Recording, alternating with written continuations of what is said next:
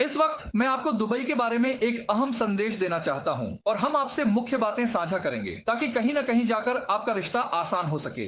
हम कुछ उदाहरण देंगे, कुछ लोगों के रिश्तों का जिक्र करेंगे, कुछ रणनीतियां बताएंगे और इंशाअल्लाह जिस दिन आपने उन रणनीतियों पर अमल किया आप कामयाब हो जाएंगे। सबसे पहले यह मेरी वीडियो मेरे पेड क्लाइंट्स के लिए भी फायदेमंद होती है। वे लोग जो हमें फीस चुका चुके हैं या जैसे ही फीस चुकाएंगे उन्हें भी हम यह वीडियो जरूर देखने की सलाह देंगे। सर, सबसे पहली बात, वे सभी नॉन ग्रेजुएट्स जो दुबई में हैं और 7,000 दिरहम से कम आमदनी कमा रहे हैं, वे हमारी सेवाओं के योग्य नहीं हैं। तो वे सभी लोग कृपया अपनी आमदनी पर ध्यान दें और एक बार अपनी इनकम को जरूर देखें। इस बात पर विचार करें कि क्या वे एक परिवार को अफोर्ड कर सकते हैं या नहीं, उसके बाद ही कोई फैसला लें। लेकिन यहां तक मैं आपको साफ बता दूं कि हमारी सेवाएं उन नॉन ग्रेजुएट लड़कों के लिए जो 7,000 दिरहम से कम कमा रहे हैं किसी भी तरह से उपलब्ध नहीं हैं। अब हमारी सेवाएं किन लोगों के लिए हैं? Ahmad international match maker Dubai की सेवाएं पूरे यूएई में उपलब्ध हैं। चाहे आप शारजाह में हो, अबू धाबी में हो, फुजैराह में हो, रास अल खैमा में हो या कहीं भी हो, जब तक आप पढ़े लिखे हैं, पढ़े लिखे से मतलब है कि आप इंजीनियर हैं, चार्टर्ड अकाउंटेंट हैं, एसईसीए हैं, एमबीए हैं या कोई और प्रोफेशनल डिग्री रखते हैं और एक अच्छा खासा अमाउंट कमा रहे हैं और आपका इरादा दुबई में ही शादी करने का है, तो निश्चित रूप से दुबई में आपको रिश्ते मिल सकते हैं। अच्छा, इस वक्त अगर कोई शख्स हमें पेमेंट करता है और वो पूछता है अहमद साहब दुबई से रिश्ते कब मिलना शुरू हो जाएंगे, तो हम कहते हैं कि 24 घंटे के अंदर अंदर आपको रिश्ते मिलना शुरू हो जाएंगे। सर, अधिकतर लोगों की शादी कहीं भी फीस देने के बाद नहीं हो पाती, इसकी बुनियादी वजह क्या है? अच्छा, हम मोटे मोटे पॉइंट्स पर काम कर रहे होते हैं। नंबर 1, सबसे अहम और जरूरी पॉइंट यह है कि अगर आप एजुकेटेड हैं और दुबई में एजुकेटेड रिश्ते देख रहे हैं तो आपको रिश्ता मिल सकता है। हम जाति के आधार पर डील नहीं करते, तो इसका मतलब यह हुआ कि हमारे पास मुख्य मानदंड एजुकेशन ही होता है जिसके आधार पर हम स्वीकार या अस्वीकार करते हैं। उसके बाद दूसरा सबसे महत्वपूर्ण मानदंड आपकी अधिकतम स्वीकार्य उम्र क्या है। फिर तीसरे नंबर पर हम वैवाहिक स्थिति के बारे में चर्चा करते हैं कि अगर आप डिवोर्सी हैं और नेवर मैरिड प्रस्ताव देख रहे हैं तो यह बहुत मुश्किल हो जाता है। अगर आपकी पहली शादी हो चुकी है और आप दूसरी शादी के लिए डिवोर्सी को स्वीकार नहीं कर रहे हैं तो सर, आपकी शादी कभी भी उस नेवर मैरिड शिक्षित लड़की से नहीं हो सकती जो दुबई में अच्छा पैसा कमा रही है। आपको यह बात समझनी होगी। सर,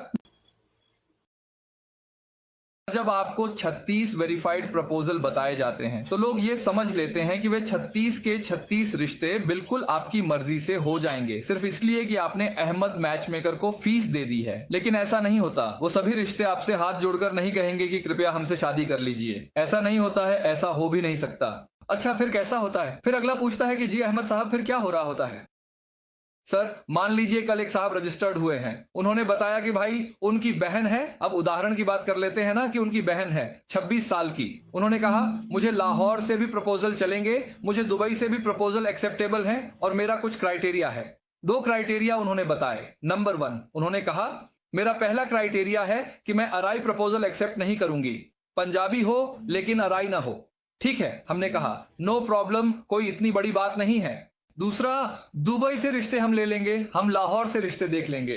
अब होगा कुछ यूं कि जब उनको रिश्ते बताए जाएंगे, मान के चलें कि कुल मिलाकर 36 प्रस्ताव एक साथ नहीं बताए जाते, महीने में 7 से 10 प्रस्ताव बताए जा रहे होते हैं, तो जब 36 प्रस्ताव उनको बताए जाएंगे, उन 36 के 36 प्रस्ताव उनकी ही आवश्यकताओं के अनुसार होंगे। उन 36 में से 18 प्रस्ताव ऐसे होंगे जो उन्हें बहुत पसंद आएंगे।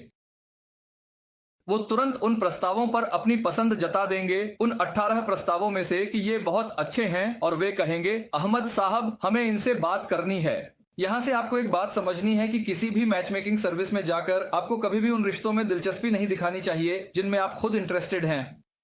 आपकी दिलचस्पी हमेशा उन लोगों में होनी चाहिए, उन 18 प्रस्तावों में जो बाकी के 18 प्रस्ताव हैं, यानी वे लोग जो आप में इंटरेस्टेड हैं। जिस दिन आपने उन लोगों में दिलचस्पी लेना शुरू कर दिया जो आप में इंटरेस्टेड हैं, उसी दिन आपकी शादी हो जाएगी। आप कहेंगे ये कैसी बात है अहमद साहब? हमें तो उन 18 प्रस्तावों को कन्विंस करना चाहिए जिनमें हम खुद इंटरेस्टेड हैं। सबसे पहले मैं आपको बताता हूँ, खासकर लड़की वालों के संदर्भ में, लड़की वाले सबसे पहले उस प्रस्ताव को चुन लेते हैं जो बहुत अच्छा कमाने वाला होता है और कई बार वह लड़का कभी शादीशुदा नहीं रहा होता, चाहे उसकी उम्र कोई भी हो, वह नेवर मैरिड होता है।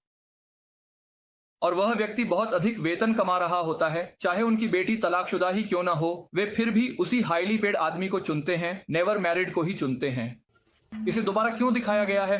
भाई दिखाया इसलिए, बताया इसीलिए, ताकि आपको ये पता चल सके कि अहमद मैचमेकर के पास डाटाबेस में बहुत बड़ी संख्या में प्रपोजल्स मौजूद हैं। और जिस दिन आपने उन लोगों को भी कॉल किया, उस नेवर मैरिड लड़के को, कि भाई हमारी लड़की 32 साल की तलाकशुदा है, आप 38 साल के नेवर मैरिड हैं, 20,000, 25,000, 40,000 दिरहम आप कमा रहे हैं, हमें आपका रिश्ता अहमद साहब ने रेफर किया है, हम आपके रिश्ते में इंटरेस्टेड हैं, तो वह कहेगा कि सोचकर बताऊंगा, या बाद में बात करूंगा, या फिर आपसे बात करूंगा। उसके बाद वह आपसे संपर्क नहीं करेगा। इसका मतलब यह होता है कि मैं आपके रिश्ते में इंटरेस्टेड नहीं हूं। यहां से आपको एक बात समझ में आएगी कि आपने 38 साल के एक नेवर मैरिड को देख लिया, 37 साल के दूसरे नेवर मैरिड को देख लिया, 36 साल का नेवर मैरिड देख लिया। 40 से ऊपर का नेवर मैरिड असल में होता नहीं है, वे लोग झूठे होते हैं।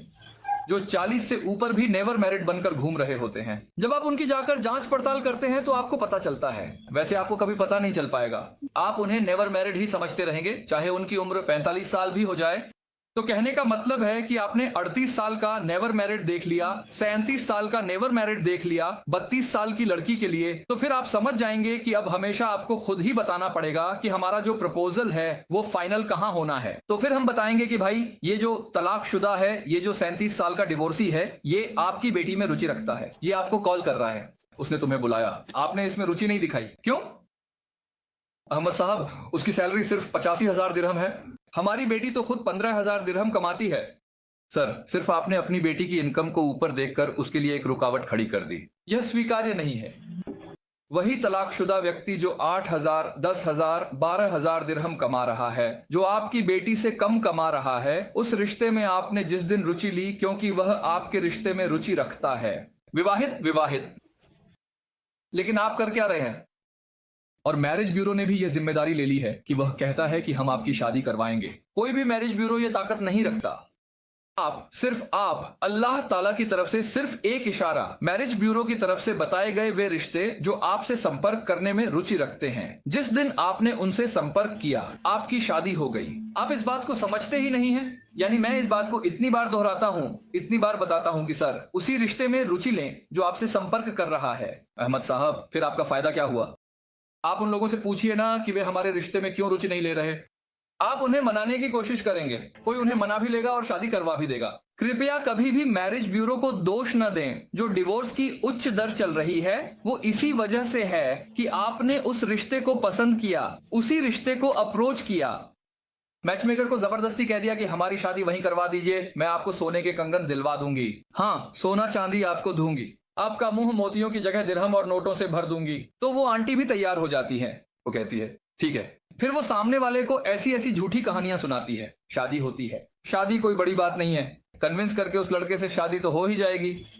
सर वो चल नहीं पाएगी, यहाँ तो डबल डिवोर्स होते हैं, आप लोग तो सिंगल डिवोर्स की ही बात कर रहे हैं। अब दुबई के अंदर डबल डिवोर्स, अमेरिका में डबल डिवोर्स का रेट बहुत ज्यादा हो चुका है। डिवोर्स की वजह कहीं ना कहीं मैचमेकर और लड़की के घर वालों का यह घिनौना किरदार है कि जब एक बंदा इंटरेस्टेड नहीं है तो उसे फोर्स नहीं किया जाना चाहिए। शादी जबरदस्ती करके नहीं होगी।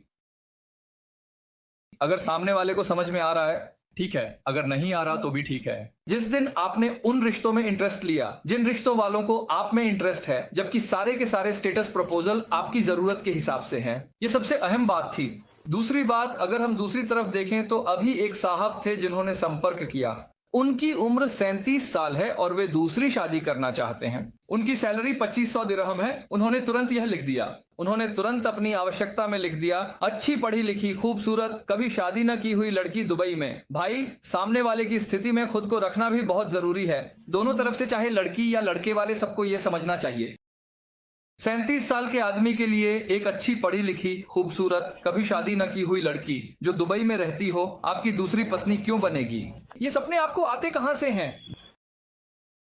डिवोर्सी और विधवा जिनके एक बच्चा या बच्चे होते हैं, वही लड़कियां आमतौर पर दूसरी पत्नी बनती हैं, या फिर वे जिनकी उम्र तलाक के बाद बढ़ चुकी होती है, 36, 37, 38, 39, 40, ये उम्र की महिलाएं ही आमतौर पर दूसरी पत्नी बनती हैं।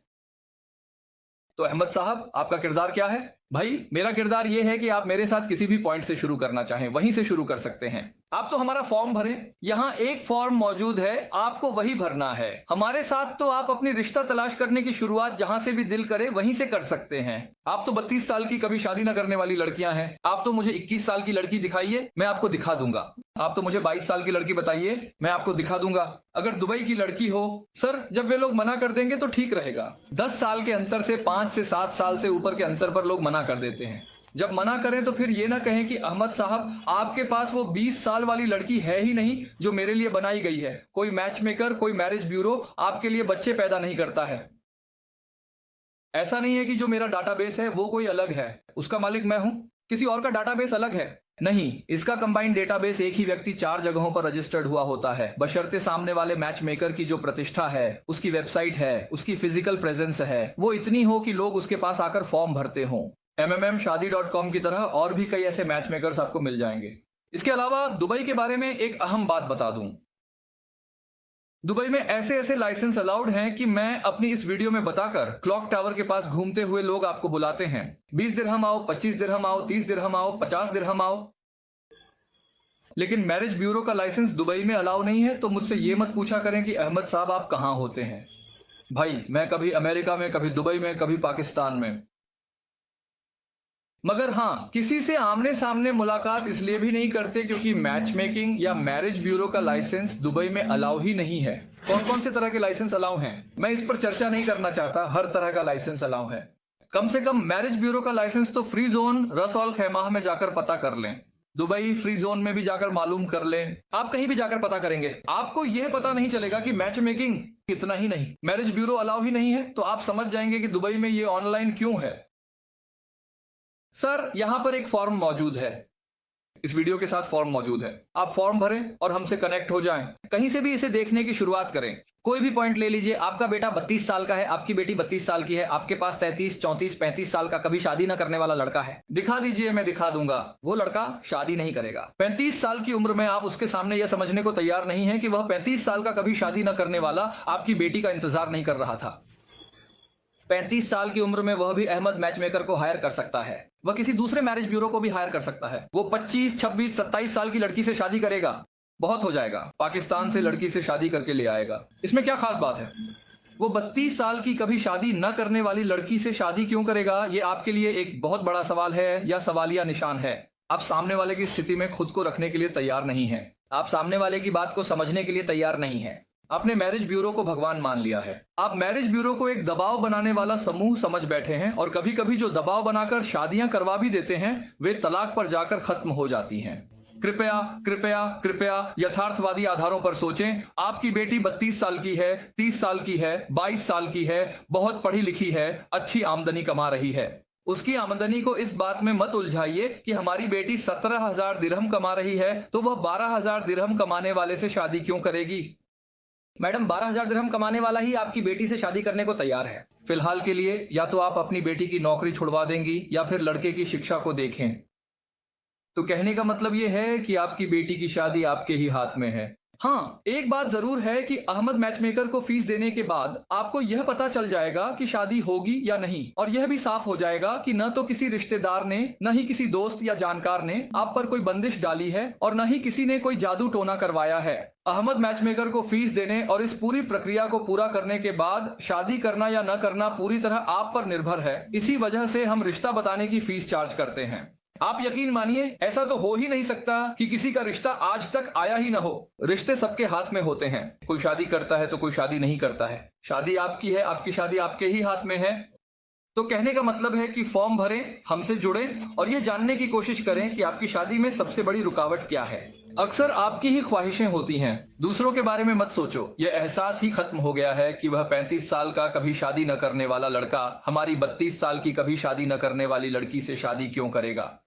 मोहब्बत में हो जाएगी। बेटी को कहो या बेटे को, कहीं भी लोग मिलें तो उनसे बातचीत किया करो। शादी खुद कर लो। जब कोई लड़का मैरिज ब्यूरो के पास आता है तो वह अपनी जरूरतें लेकर ही आता है। अब बताइए, शादी की कोशिश करें, फॉर्म भरें, किसी भी पॉइंट से शुरू करें, और जब 35 साल का कभी शादी न करने वाला लड़का आपकी बेटी से शादी न करे तो उस उम्र की सीमा को बढ़ाकर 37 कर दें। जब 37 साल का कभी शादी न करने वाला लड़का भी मुझसे 10, 12, 15, 20 रिश्ते ले ले उसके बाद इस बात को समझिए। उसके बाद ये मत कहिए कि वह 37 साल का कभी शादी न करने वाला लड़का हमसे शादी नहीं करना चाहता। वह आपके पास है ही नहीं। नहीं, ऐसा नहीं है। अब आप तलाकशुदा को भी विचार करें। आपके रिश्ते में लोग दिलचस्पी लेना शुरू कर देंगे, शादी हो जाएगी, बात खत्म हो गई। इसमें क्या समस्या है? तो पूरी वीडियो का संदेश यही था कि आपको उन लोगों से संवाद करना है जो आपके रिश्ते में रुचि रखते हैं, न कि उन लोगों में दिलचस्पी लेनी है जो बहुत ज्यादा कमाने वाले लड़के होते हैं। विदेश से लड़की वाले कहते हैं हम आपको लिस्ट में बता दें कि हमें कौन कौन चाहिए। आपको नहीं बताना है, क्योंकि जब भी आपने बताया है तो आपने वही हाईली पेड लड़के बता दिए हैं जो अब तक कुंवारे बैठे हुए हैं। आप विदेश से कहते हैं अहमद साहब इनसे बात करें ना, इनको बोले हमारे रिश्ते के बारे में। भाई आप 37 और 28 33 साल के कुंवारे लड़के से कैसे उम्मीद कर रहे हैं कि वो अहमद मैचमेकर या किसी मैरिज ब्यूरो वाले की बातों में आकर किसी ओवरेज लड़की से शादी कर लेगा?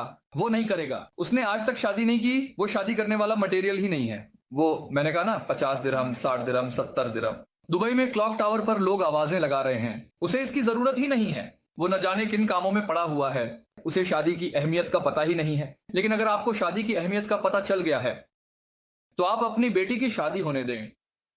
आप यकीन मानिए, जिस दिन आपने एजुकेशन की बुनियाद पर कम वेतन पाने वाले लड़कों से जो बेटी से कम कमाते हैं उनकी शादी होने दी, तभी उसकी जिंदगी की असलियत समझ आएगी। फिर जैसे ही हमारी कोई महिला एक वीडियो देखती है, तुरंत 4-5 लोग हैं जो लगातार कॉल करते रहते हैं। मेरी बेटी यूके से पढ़कर आई है, उसकी उम्र 32 साल है। अहमद साहब, ऐसा लड़का जो लंदन गया हो, लंदन से पढ़कर दुबई आ गया हो, ऐसा कोई बेवकूफ लंदन जाते ही क्यों है? नवाज शरीफ साहब लंदन क्यों गए थे? थोड़ा सा सोचा करें। पाकिस्तानी जनता ब्रिटेन क्यों जाती है? पाकिस्तानी जनता यूरोप क्यों जाती है? वो वहां की नागरिकता लेने जाती है। उनमें से जो लोग असफल हो जाते हैं वे लोग वापस पाकिस्तान या दुबई लौट जाते हैं। वरना ऐसी कौन सी यूनिवर्सिटी है जो दुबई में नहीं है? मैं दोहराता हूं, ऐसी कौन सी यूनिवर्सिटी है, ऐसी कौन सी शिक्षा है, ऐसा कौन सा प्रोफेसर है जो दुबई में नहीं है? दुबई सबसे बेहतरीन और संपन्न देशों में से एक है। हर तरह की शिक्षा वहां उपलब्ध है, हर तरह की कंपनियां वहां मौजूद हैं। तो ऐसा लड़का जो लंदन पढ़ने गया था, अब वो वापस दुबई आ जाए, ऐसा नहीं होगा। वो जब लंदन जाएगा तो वो लंदन की नागरिकता के लिए गया था, और मिडिल ईस्ट में तो वैसे भी आपको कभी नागरिकता नहीं मिलती, तो यहां पर लोग रहना ही नहीं चाहते। जो अमेरिका जाएगा वो अमेरिका में ही बस जाएगा। अगर वह वहां बर्बाद हो गया तो ही वापस आएगा। तो आपकी 32 साल की कभी शादी ना हुई लड़की के लिए 30 साल का कभी शादी ना हुआ लड़का 31 का लें, 32 का लें, 33 का लें, 29 का लें।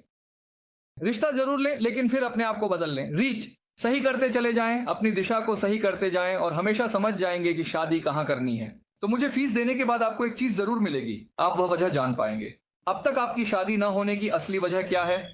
एक तरफ आपको रिश्ते भी मिलेंगे और दूसरी तरफ वे लोग भी मिलेंगे जो आपके रिश्ते में रुचि रखते हैं।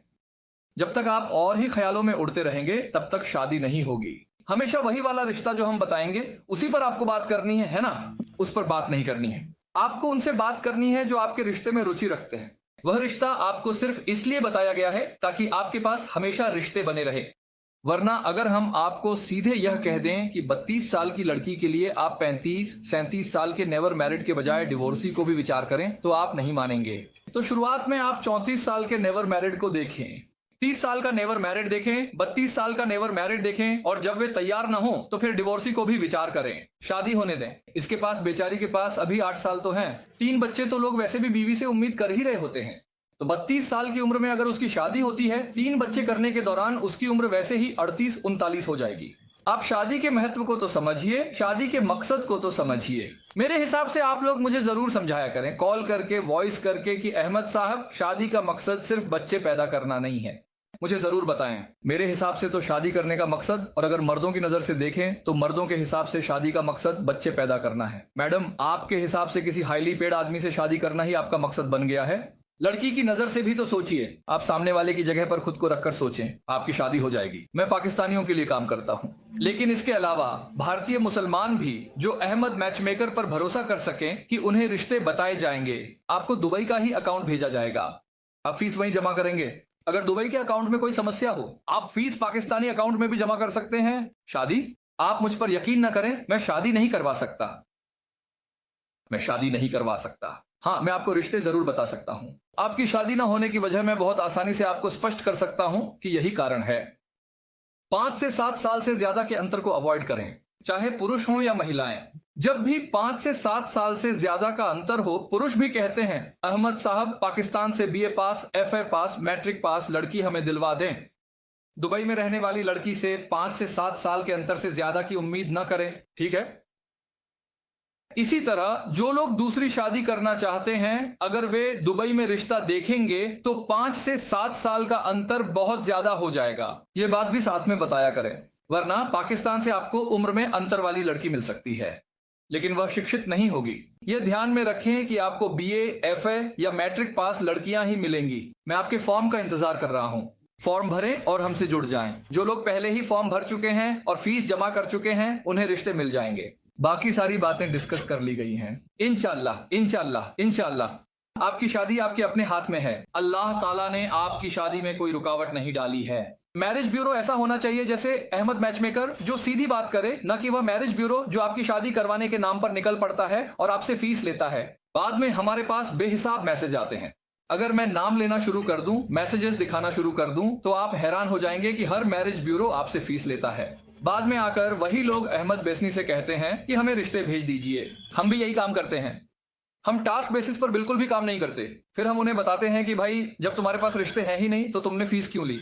ध्यान रखें, अल्लाह ताला आपका मददगार और सहायक हो। अल्लाह ताला आपकी शादी में आसानी पैदा करे, आप भी दूसरों की शादी में आसानी पैदा करें। जब आप शादी का काम मैच मेकर को कम डिमांड के साथ सच्ची नीयत के साथ सौंपेंगे तो आपकी शादी हो जाएगी। ध्यान रखें, ध्यान रखें, ध्यान रखें।